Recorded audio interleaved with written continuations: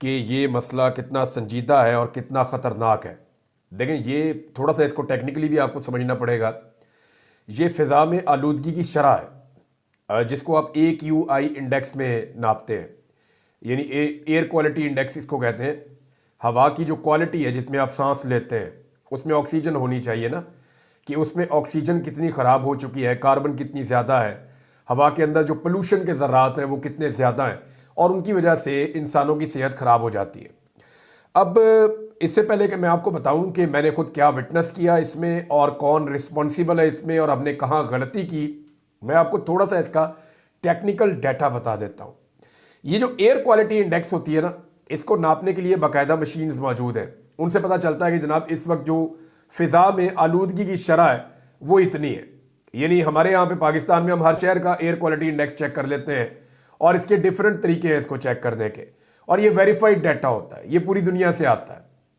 अब अगर किसी इलाके में एयर क्वालिटी इंडेक्स ये बताता है कि फ़िज़ा के अंदर जो आलूदगी है वो 0 से लेके 50 तक है, यानी मिसाल के तौर पे 35 है, 40 है, 45 है, 50 तक है, तो उसको अच्छा करार दिया जाता है।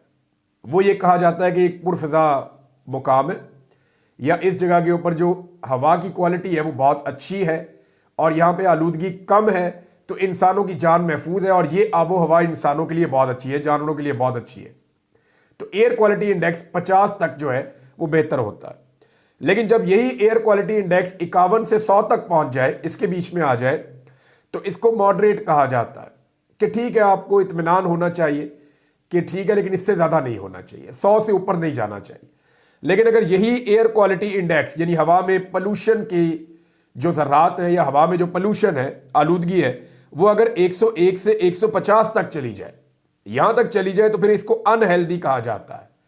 और unhealthy for specially sensitive people, वो लोग जिनको दमे का मर्ज है, या वो बच्चे जिनको खांसी है, या ऐसे लोग जो ज़रा सेंसिटिव हैं, या वो लोग जिनकी कुव्वत मुदाफ़ियत कम है, या वो ऑलरेडी बीमार हैं, या जो बुजुर्ग लोग हैं, उनके लिए बड़े सीरियस इश्यूज हो जाते हैं। जब ये 150 तक चला जाए तो उनको फिर एहतियात करनी पड़ती है। और जैसे ही ये 151 से 200 तक पहुंचे, अभी मैं 200 तक पहुंचा हूं, जब ये 151 से 200 तक पहुंचे तो इसको आप एक खतरा समझ सकते हैं, इसको अनहेल्दी कहते हैं। ये कहा जाता है कि अब सूरत खराब है और खतरा शुरू हो चुका है। तो अब खतरा है, आम आदमी को भी खतरा है, जो बीमार है या सेंसिटिव है या थोड़ा सा जिसके अंदर उतनी कुव्वत मुदाफ़ियत नहीं है, वो ज़्यादा खतरे में है, जबकि सेहतमंद लोगों के भी बीमार होने का खतरा मौजूद है। अगर एयर क्वालिटी इंडेक्स 201 से 300 के बीच में आ जाए, 201 से 300 में अभी आपको बता रहा हूं, यहां तक आ जाए तो इसको वेरी अनहेल्दी कहा जाता है। यहां पे वार्निंग जारी की जाती है, इमरजेंसी सूरत हाल जो है वो नाफज की जाती है। उस इलाके में रहने वाली जितनी भी आबादी है वो सारी मुतासिर हो जाती है और लोगों में बीमारियां फैलने के खतरात बढ़ जाते हैं, अगर ये 300 तक चला जाए। लेकिन अगर ये 300 से क्रॉस कर जाए तो फिर इसको कहा जाता है कि हेल्थ अलर्ट जारी हो चुका है, तमाम के तमाम लोग शदीद खतरे में हैं, तमाम जानदार खतरे में हैं, और जितने भी लोग हैं वो अपने घरों से बाहर ना निकलें, तमाम एक्टिविटीज रोक दी जाए और लॉकडाउन कर दिया जाए। अब इसको जो है वो कहा जाता है इंतहाई खतरनाक सूरत हाल, ये 300 से ऊपर चली जाए तो।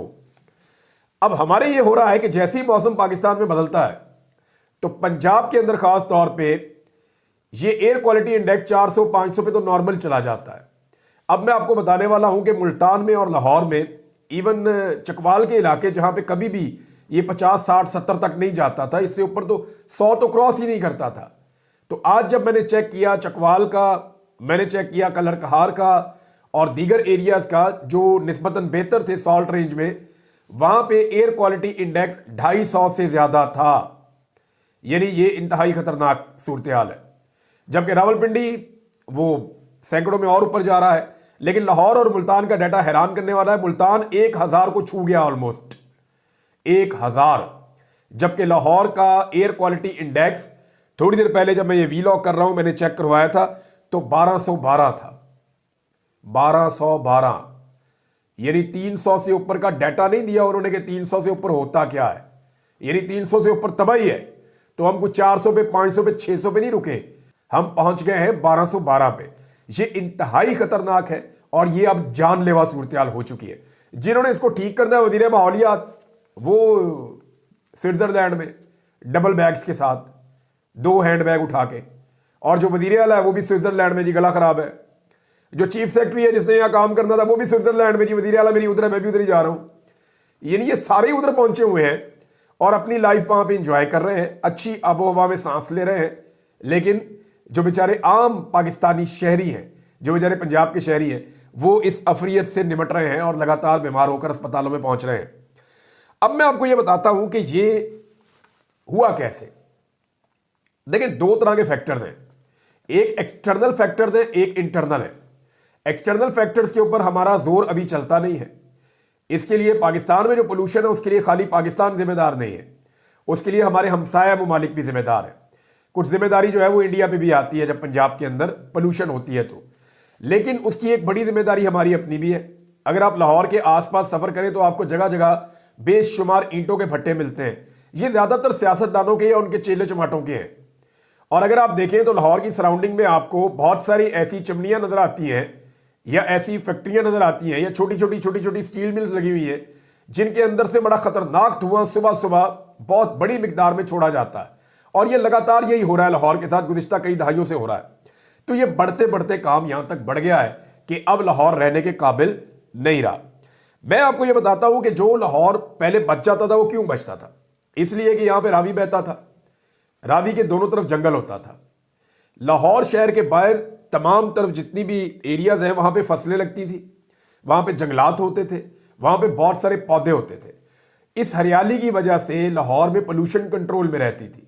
लेकिन हुआ क्या कि लाहौर में बड़ी तेजी से, मुल्तान में भी बहुत तेजी से रेजिडेंशियल सोसाइटियां बनाई गई हैं, बहुत सारी सोसाइटियां बनाई गई हैं, धड़ाधड़ बनाई गई हैं। लाहौर के अंदर भी बेशुमार इलाके खाली पड़े हैं, लेकिन जो लैंड माफिया है उन्होंने बेशुमार पैसा कमाने के लिए तरीकाकार अपनाया और अजीब तरीके से हुकूमत ने इजाजत दी। और कईयों को तो इजाजत चाहिए भी नहीं होती, कई तो बहुत ताकतवर है। यानी मैंने उस्मान बुज़दार साहब से कहा कि ये सारे जंगलात कट रहे हैं। मुल्तान में मैंने उन्हें कहा, मुल्तान में बहुत बड़े पैमाने पर जंगलात काट दिए गए थे, बागात काट दिए गए थे, और आम के वो बागात जो है वो बड़े कीमती बागात थे, बड़े कीमती जंगलात काट दिए गए थे। तो मैंने उस्मान बुज़दार साहब की हुकूमत से राब्ता किया उस वक्त। मैंने कहा जी वो बेड़ा गर्क कर दिया, पकड़ के दरख्त पे दरख्त काटते जा रहे हैं। और जो काटने वाले थे उनमें से एक बंदे ने मुझे वीडियोस भी भेजी थी उस दौर में। तो मैंने जब उनसे ये शेयर किया तो उन्होंने कहा जी देखें, बात यह है कि जो प्राइवेट सोसाइटी है ना, उन पे हमारा थोड़ा बहुत जोर चलता है, उनसे हम बात कर सकते हैं, लेकिन ये DHA है तो यहाँ पे हमारे पर जलते हैं। उन्होंने ये कहा, मैंने उसके ऊपर प्रोग्राम कर दिया। मुझे ये लगा कि उस वक्त जनरल बाजवा इसके ऊपर एक्शन लेंगे और ये कटाई रुकवा देंगे, लेकिन हुआ ये कि बजाय इसके ऊपर एक्शन होता कि ये दरख्त क्यों कटवाए जा रहे हैं, वहां पे वो एक्शन मेरे ऊपर ही हो गया। मेरे ऊपर एक के बाद एक दबाओ, एक के बाद एक दबाओ, जी वीडियो डिलीट करो, ये करो वो करो। मैंने कहा कि मैं क्यों करूं, मुझे बताएं। फिर मेरे पास जो सबूत थे मैंने उन साहब को दिए, जो ऑफिसर थे कि जनाब ये देखें तबाही फैल गई है वहां पे। तो इस तरह हमने अपने माहौल को तबाह किया फाइनेंशियल जो है वो बेनिफिट्स के लिए, यानी अपने फायदा कमाने के लिए।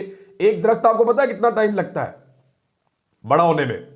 10 साल, 15 साल, 20 साल में एक दरख्त तैयार होता है, फिर वो चलता है लंबे अरसे तक। और काटने में पता कितना टाइम लगता है? 5 मिनट, 10 मिनट। तो 5-10 मिनट के अंदर आप सालों की मेहनत जाया कर देते हैं, और उसका खुमियाजा फिर कुदरत फिर हमसे बदला लेती है।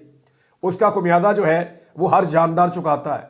हर वो आदमी जिसको उसमें से हिस्सा नहीं मिलता, लेकिन उसको उसका हिस्सा देना पड़ता है। वजह यह है कि ये लोग जिन्होंने इतनी बड़ी बड़ी सोसाइटीज, इतने बड़े बड़े ये प्लॉटिंग की हुई है, इतना सारा पैसा बना लिया, ये लोग तो चले जाएंगे उन मुल्कों में जहां पे AQI अच्छा है, एयर क्वालिटी इंडेक्स, जैसे मरियम नवाज चली गई है। यहां तो रह जाएगा वो गरीब बेचारा जिसकी वो मलकियत भी नहीं थी जगह।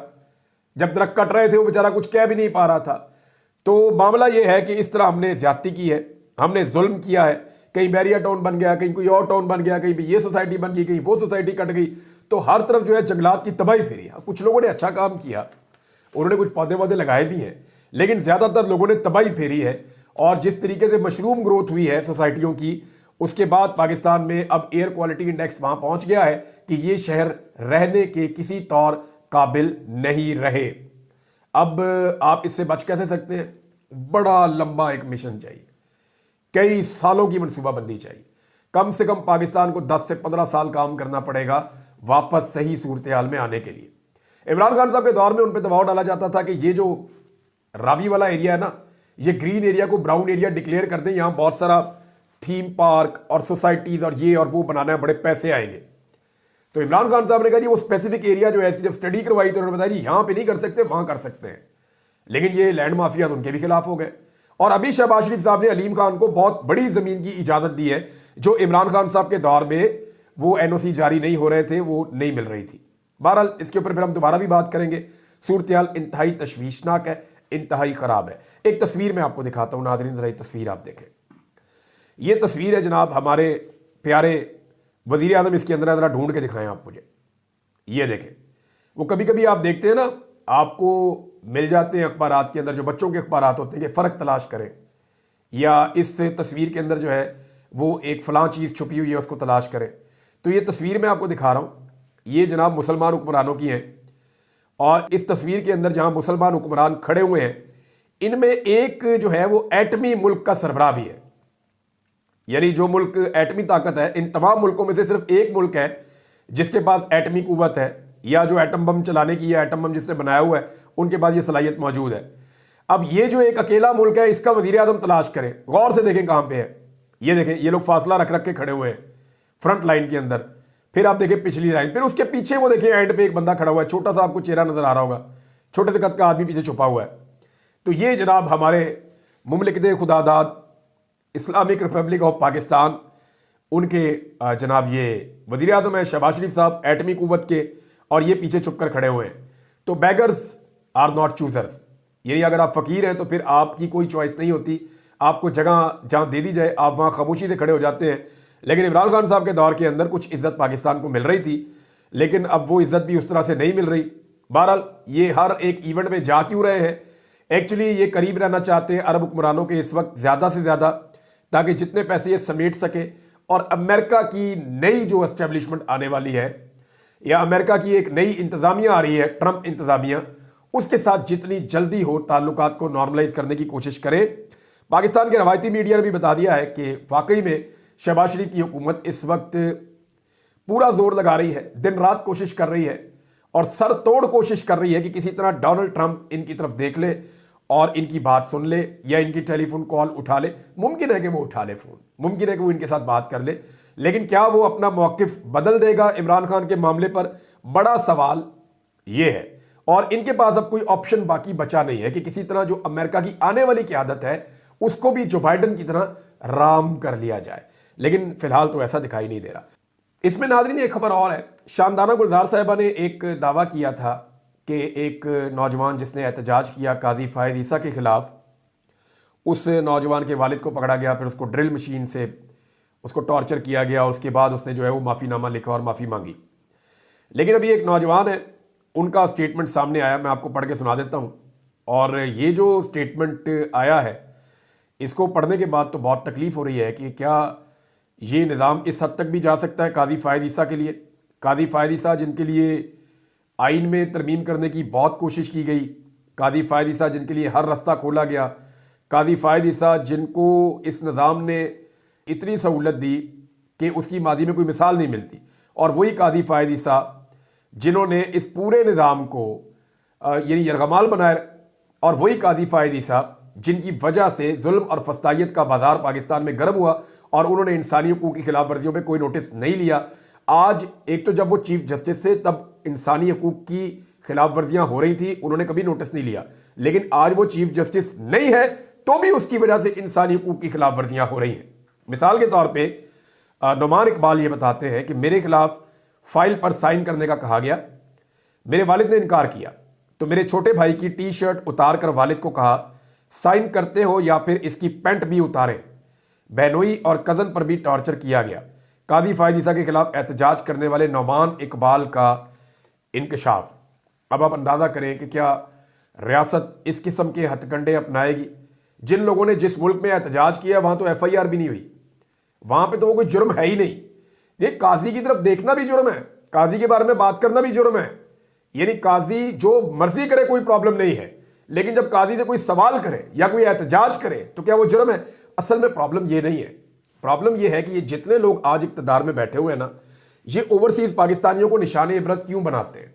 ये इसलिए बनाते हैं कि इन्हें पता है कल इन्होंने इक़्तिदार में नहीं रहना, और इन्हें यह भी पता है कि अगर आज ओवरसीज पाकिस्तानियों को ना रोका तो कल जब हम इक्तदार में नहीं रहेंगे तो हमारे साथ भी यही सलूक होगा जब हम उन मुल्कों में जाएंगे जहां पे ये ओवरसीज मौजूद है। लिहाजा ये उनको निशान इबरत इसलिए बना रहे हैं ताकि आइंदा के लिए अपने लिए हालात को साजगार करें, लेकिन मुझे नहीं लगता अब सूरत हाल बदलेगी। शेर अफजल मरवत ने एक स्टेटमेंट दिया नाजरी, वो स्टेटमेंट मैं आपको जरूर पढ़ के सुनाना चाहूंगा। पहले आप वो स्टेटमेंट सुन लीजिए, फिर उसके ऊपर मेरी एक छोटी सी ओपिनियन है, वो मैं आपके सामने रख देता हूं। शेर अफजल मरवत का कहना है कि हमें जो सजा मिली है डिजिटल मीडिया पर बैठे हुए लोगों की ज्यादतियों की वजह से मिली है। ये मुल्क और पीटीआई दुश्मनी है, ये मुल्क से और पीटीआई से दुश्मनी है। हमने उनको इख्तियार नहीं दिया कि ये इदारों को गालियां दें। जर्नैलों की किरदारकुशी की वजह से इद्दत केस बनाया गया। शेर अफजल मरवत तो एक तो इसमें दो तीन चीजें हैं जो मैं जरा जानना चाहता हूं। ये एक तो सोशल मीडिया के ऊपर बहुत बड़ा चार्ज है। अगर तो सारे सोशल मीडिया की बात कर रहे हैं शेर अफजल मरवत, तो अगर वो पाकिस्तान तहरीक इंसाफ के सोशल मीडिया की बात कर रहे हैं तो तहरीक इंसाफ के सोशल मीडिया के ऊपर चार्ज है। लेकिन अगर वो चंद लोगों की निशानदेही कर रहे हैं तो उन लोगों का नाम लेकर पाकिस्तान तहरीक इंसाफ को निशानदेही करनी चाहिए और बताना चाहिए इन्होंने कहां कहां पे गालियां दी हैं। देखिए, मैंने तो कोई गाली नहीं दी किसी को, आज तक नहीं दी, बदतरीन मुखालिफ को भी गाली नहीं दी, लेकिन मुझे उठाकर गायब कर दिया गया। 5 महीने मेरे से मुतालबा था कि नवाज शरीफ को सपोर्ट करो। मैंने कौन सी गाली दी थी? उस्मान डार ने कौन सी गाली दी थी? सदाकत अब्बासी ने कौन सी गाली दी थी? अली मोहम्मद खान तो गाली देता ही नहीं है, वो क्यों जेल में गया था? उसको क्यों सजा दी गई थी? बेशुमार और लोग हैं। अली अमीन गंडापुर को क्यों पकड़ा गया था? अली अमीन गंडापुर ने तो अपने मुंह से कहा कि मुझे तो 9 मई से पहले पकड़ लिया था। तब तो कोई लड़ाई भी नहीं थी, तब तो कोई सूरत भी नहीं थी। ये टॉर्चर का सिलसिला तो बहुत पहले से शुरू हो गया था। 9 और 10 अप्रैल को जब इमरान खान साहब की हुकूमत गिराई गई 2022 में, तो तब किसने गालियां दी थी? या उससे पहले भी कोई गालियां दे रहा था? उसके बाद 25 मई को जिस लेवल का टॉर्चर हुआ पाकिस्तान तहरीक इंसाफ के ऊपर, उस वक्त तो कोई गाली नहीं दे रहा था, कोई ऐसी बात नहीं हुई थी। हाँ, मैं आज भी कहता हूं कि जो लोग गाली दे, बदजुबानी करे, इखलाक से गिरी हुई बात करे, वो नामुनासिब है, वो नहीं होनी चाहिए। वो इखलाकियात का दायरा दामन नहीं छोड़ना चाहिए, उसके दायरे के अंदर रहने की कोशिश करनी चाहिए। मैं इस बात का, मैं इसको मानने वाला हूं। लेकिन ये कहना कि इद्दत के केस का जवाज बनता है, इसलिए इमरान खान के ऊपर और उसकी बीवी के ऊपर इद्दत का केस इसलिए बना दो कि बाहर बैठे हुए कुछ लोग जो हैं वो गाली दे रहे हैं। भाई, वो जो लोग गाली दे रहे हैं उनके खिलाफ कार्रवाई करें ना। इमरान खान तो साबिक वजीर आजम है, उसके ऊपर भोंडा इद्दत का मुकदमा बना के पूरी दुनिया के अंदर पाकिस्तान की रुसवाई की गई है, और तो कुछ नहीं है।